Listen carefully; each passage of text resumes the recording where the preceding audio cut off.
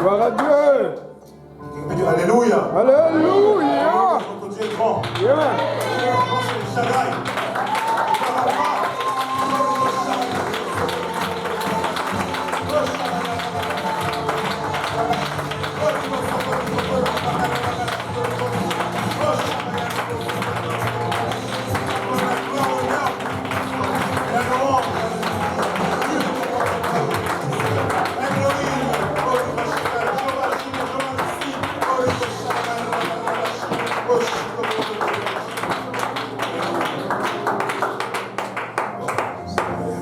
C'est un honneur d'être devant vous pour prêcher la parole de Dieu.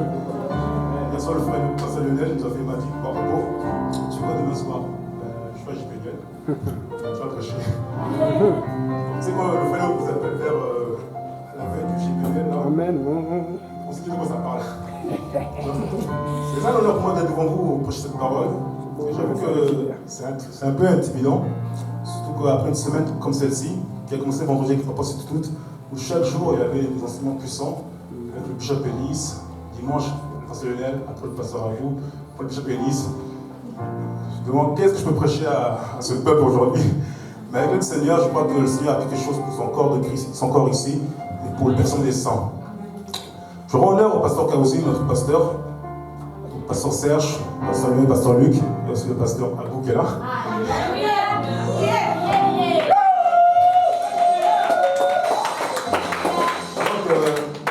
Sans tarder, on va aller dans les Écritures. On va lire deux passages. Le premier est un peu long, mais c'est nécessaire. Actes chapitre 16, versets 16 à 34.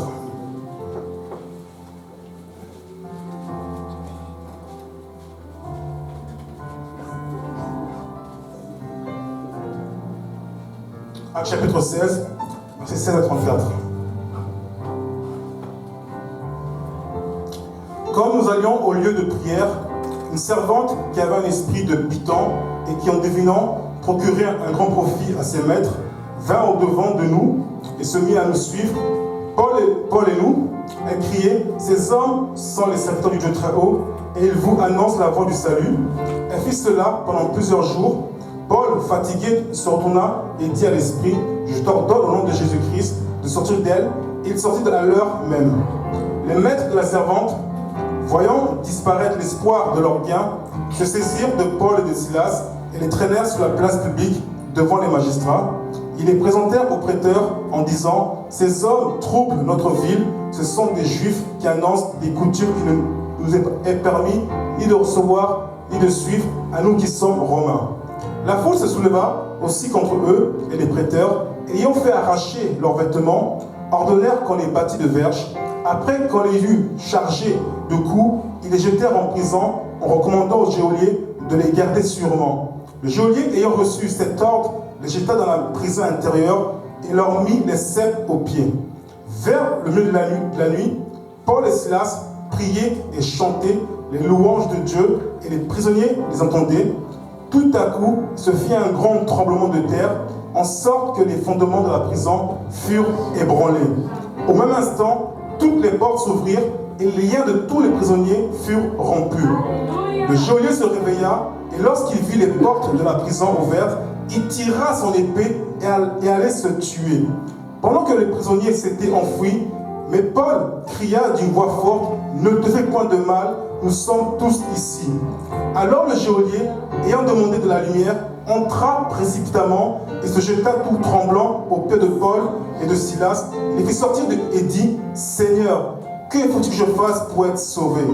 Paul et Silas répondirent, « Crois au Seigneur Jésus-Christ et tu seras sauvé, toi et ta famille. » Et ils annoncèrent la parole du Seigneur, ainsi qu'à tous ceux qui étaient dans sa maison. Il les prit avec lui à cette heure même de la nuit. Il lava leurs plaies et aussitôt il fut baptisé, lui et tous les siens. L'ayant conduit dans son logement, il leur servit à manger. Il se réjouit avec toute sa famille de ce qu'il avait cru en Dieu. Le deuxième passage des Écritures, c'est Jean chapitre 8, verset 36.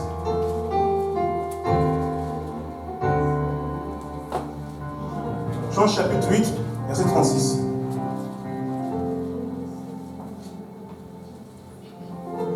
Si donc le Fils vous a franchi, vous serez réellement libre. Ça, je peux Seigneur Dieu éternel, Papa, nous te bénissons, nous te remercions parce que tu es le maître des temps et des circonstances, parce que tu permets toutes choses, Papa. Papa, maintenant c'est le temps de la parole, Papa. Il a bachata, je prie que tu oins ton serviteur, Papa, puissamment afin qu'il annonce tes oracles sans crainte ni faveur, Seigneur. Je prie que tu ouvres nos esprits, Papa, afin que nous puissions, Papa, recevoir cette parole, que cette parole trouve une place, Papa, qu'elle germe et produise des fruits, que ces fruits nous conduisent, Papa, à la vie éternelle, Papa, et que le peuple de Dieu dise au nom de Jésus. Au nom de Jésus. Vous asseoir. Donc avec le Seigneur, je vais prêcher un message que je peux intituler Sois libre de la vraie prison. Sois libre de la vraie prison. Bon, quand on regarde un peu le dictionnaire, on voit que le mot libre signifie ceci, quelqu'un qui a le pouvoir d'agir selon sa volonté. Et prison signifie lieu ou situation dans lequel on se sent enfermé. On peut mettre un autre mot encore, esclave, qui signifie qui subit la domination de quelqu'un ou quelque chose. Il y a quelques années en arrière, quelques mois après mon baptême en Jésus-Christ, j'avais pas l'habitude dans le temps de solitude, d'écrire un peu. Des fois, je prends un stylo, une feuille, sous l'inspiration, j'écris des choses. Amen. Il y a une phrase que j'avais écrite ce jour-là, que je veux vous la citer. Dans ce monde, beaucoup de personnes sont prisonniers d'une fausse liberté et peu de personnes sont libres d'une vraie prison. Tu vois? Je ne sais pas si quelqu'un a compris ici quelque chose. Tu vois? Bon, vous pouvez bien pas comprendre, vous pouvez lire Matthieu 7, verset 13 à 14, quand Jésus donne les deux portes. La porte large, la porte étroite. Tu vois, la porte large, il y en a beaucoup qui rentrent dedans, qui mènent à la perdition, et la porte étroite, il y en a très peu qui la trouvent, mais qui mènent à la vie éternelle. Tu vois? Dans Jean 8, si on revient un peu en arrière, dans Jean chapitre 8, du verset 32 à 36, je vais le relire encore. Vous connaîtrez la vérité, et la vérité vous affranchira. Ils lui répondirent, nous sommes la postérité d'Abraham, et nous ne fûmes jamais esclaves de personne. Comment dis-tu, vous deviendrez libres? En vérité, je vous le dis, leur répliqua Jésus, quiconque se livre au péché est esclave du péché. Or, l'esclave ne demeure pas toujours dans la maison, le Fils y demeure toujours. Si donc le Fils vous affranchit, vous serez réellement libre. C'est Jésus, dans tout son ministère terrestre, il y avait juste ce petit conflit avec les pharisiens et les juifs qui ne croyaient pas en Jésus-Christ. Jésus pose des questions spirituelles et il comprend d'un point de vue naturel. Tu vois? Les juifs attendaient à un Messie, selon leurs attentes. Il ne peut pas venir de Galilée. C'était quelqu'un de haute classe. Donc Jésus-Christ n'était pas qualifié pour être leur Messie. Tu vois? Jésus parle, si vous connaîtrez la vérité, vous serez affranchis. Il dit, mais nous ne sommes pas des esclaves. Nous sommes des enfants d'Abraham. Et ils raisonnent d'un point de vue naturel, charnel. Jésus parlait de l'esclavage du péché. Tu vois? Parce que le Messie, Jésus-Christ, il n'est pas venu délivrer de l'esclavage physique. Il est délivrer de l'esclavage spirituel. Amen. Ce message ce soir, il y a deux publics. Il y a une partie pour le corps de Christ, il y a aussi une partie pour ceux qui n'ont pas compris l'évangile, les non-croyants. Jean 8, là on va commencer par la partie pour le corps de Christ. Jean 8, 32, c'est ici, vous connaîtrez la vérité, et la vérité vous affranchira. Tout à l'heure, j'ai dit que le titre c'est « Sois libre de la vraie prison ». Quelle est cette vraie prison? Mais quelle est cette fausse prison?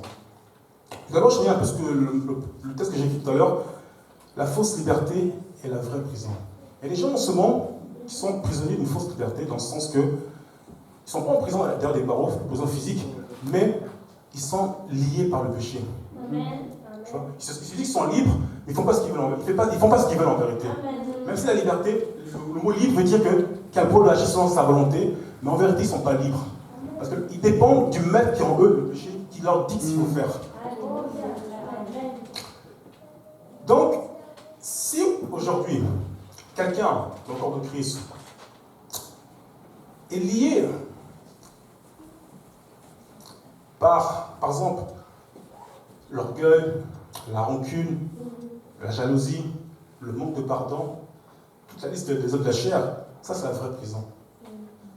Tu vois? Il y en a très peu qui sont libres de cette vraie prison. Tu vois? Jésus dit que vous connaîtrez la vérité, et la vérité vous affranchira. Donc si tu es encore esclave de ces choses-là, en fait tu n'as pas connu la vérité encore. Tu vois? Donc c'est que d'après Jean 14, 6, la vérité c'est Jésus-Christ. Donc, si tu es encore lié par ces choses-là, ça veut dire que tu n'as pas connu Jésus-Christ, tu ne l'as pas connu au niveau où tu devais le connaître pour être délivré de ça. Tu vois? Jésus dit dans Jean 17, verset 3, Jean 17, verset 3,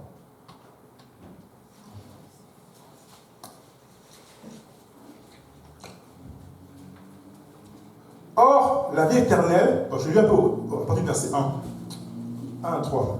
Après avoir ainsi parlé, Jésus leva les yeux au ciel et dit, Père, l'heure est venue, glorifie ton Fils, afin que ton Fils te glorifie, selon que tu lui as donné le pouvoir sur toute chair, afin qu'il accorde la vie éternelle à tous ceux que tu lui as donnés. Or, la vie éternelle, c'est qu'ils te connaissent, toi, le seul vrai Dieu, celui que tu as envoyé, Jésus-Christ. Amen. Bon, quand tu regardes ce verset à première vue, tu peux dire que le Père et le Fils sont distincts. D'un côté il y a Jéhovah, d'un côté il y a Jésus, le petit-fils qui est là, ils sont distincts. Mais quand tu vois qu'il y a une révélation derrière, tu vas voir que c'est la même personne, la même entité. Connaître Dieu, c'est important, on est tous concernés. Que tu sois sauvé, pas sauvé, tu dois connaître Dieu. Pourquoi? Parce que pour être sauvé, il faut connaître Dieu. Il dit, oh, la vie éternelle, c'est qu'ils te connaissent, toi le seul vrai Dieu, et celui qui t'a envoyé Jésus-Christ. Tu vois, il y a deux choses à connaître ici. Il faut connaître Jésus-Christ. Si tu es sauvé, il faut connaître Jésus-Christ. Parce que Dieu a joué plusieurs rôles. Père dans la création, Fils dans la rédemption. Tu vois? Si tu veux être sauvé, tu dois connaître Jésus-Christ. Là, si tu es resté sauvé, tu dois connaître maintenant le seul vrai Dieu, le Père. Alléluia. Tu vois?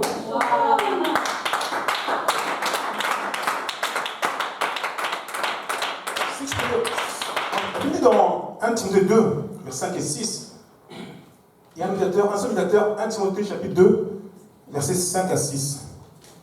Il y a un seul médiateur entre Dieu et les hommes, Jésus-Christ, homme. Alléluia. Tu vois, il dit bien Jésus-Christ, homme. Donc ce Jésus-Christ, homme, c'est l'instrument que Dieu a utilisé pour que tu sois sauvé. Maintenant après, si tu veux rester sauvé, tu dois connaître Dieu en tant que Père. Et un fils, normalement, un fils doit obéir à son Père. Alléluia. Tu vois. Alléluia. Jesus. Si tu peux lire aussi 1 Jean chapitre 2, verset 3.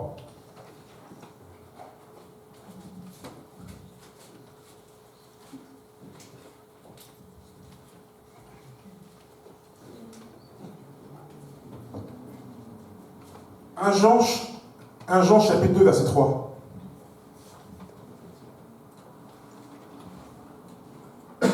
Si nous gardons ces commandements, par là, nous savons que nous l'avons connu. C'est toujours dans l'optique que si tu es sauvé, tu dois connaître Dieu comme en tant que Père, c'est le seul vrai Dieu. Si tu gardes ces commandements, là tu l'as connu. Ouvrez aussi 2 Thessaloniciens, chapitre 1, verset 8.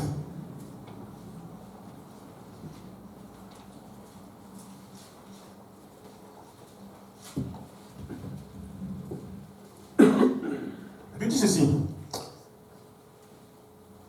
Lorsque le Seigneur Jésus-Christ apparaîtra du ciel avec les anges de sa puissance, au milieu d'une flamme de feu, pour punir ceux qui ne connaissent pas Dieu et ceux